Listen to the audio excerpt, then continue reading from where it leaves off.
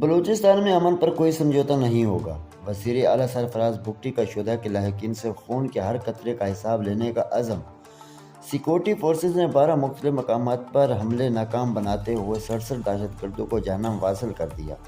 وزیر اعلیٰ کا کہنا ہے کہ ریاست آخری دہشت گرد کے خاتمے تک چین سے نہیں بیٹھے گی۔ عالمی طاقتوں کے موازنے میں امریکہ پہلے جبکہ ایران 16ویں نمبر پر ہے۔ کیا جانتے ہیں امریکہ کا دفاعی بجٹ 895 ارب ڈالر ہے، جو ایران کے 15.5 ارب ڈالر سے 60 گنا زیادہ ہے۔ ایران کن طور پر ایران کے پاس 10,713 ٹینک ہیں، مگر امریکہ 13,000 جدید طیاروں کے ساتھ فضائی طاقت کا بادشاہ ہے۔ یہ فرق کیوں ہے؟ پوری کہانی جاننے کے لیے لائک اور شیئر کریں۔ وزیراعظم شہباز شریف نے لاہور میں پاکستان کی پہلی agriculture food and drug authority کا افتتاح کر دیا۔ اس موقع پر وزیر اعظم نے وزیر اعلیٰ مریم نواز کی کارکردگی کو سراہتے ہوئے کہا کہ یہ ایک ادارہ ملاوٹ کے خاتمے اور فوڈ سیکورٹی کے لیے گیم چینجر ثابت ہوگا۔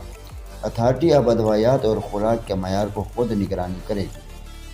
خبر نشر کامران ٹیسوری کا ثانیہ گول پلازہ کے متاثرین سے اظہار تعزیت۔ ایک ہی خاندان کے 6 افراد کی ہلاکت پر انتظامیہ سے کڑے سوالات۔ کامران ٹیسوری کا کہنا ہے کہ پنجاب کی طرح سندھ میں بھی فوری انصاف چاہیے۔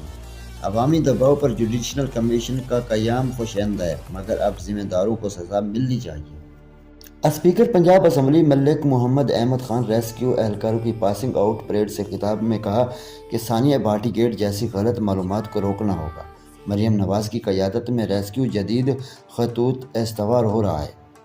ادارہ سیاسی مداخلت سے پاک اور عوام کی خدمت کے لیے ہم وقت تیار ہے۔ وفاقی وزیر احسن اقبال کا بڑا اعلان۔ کہتے ہیں کہ نوجوانوں کو AI اور سائبر سیکورٹی میں مہارت حاصل کرنا ہوگی۔ ماضی کا ذکر کرتے ہوئے بولے کہ ہم نے CPEC اور بجلی کے منصوبے لگائے، مگر 2018 کی تبدیلی نے قوم کو صرف کٹے، مرغیاں اور انڈوں کے خواب دکھائے۔ لاہور میں پاکستان کا تاریخی کارنامہ۔ آسٹریلیا کو دوسرے T20 میں 90 رن سے شکست دے کر سیریز اپنے نام کر لی۔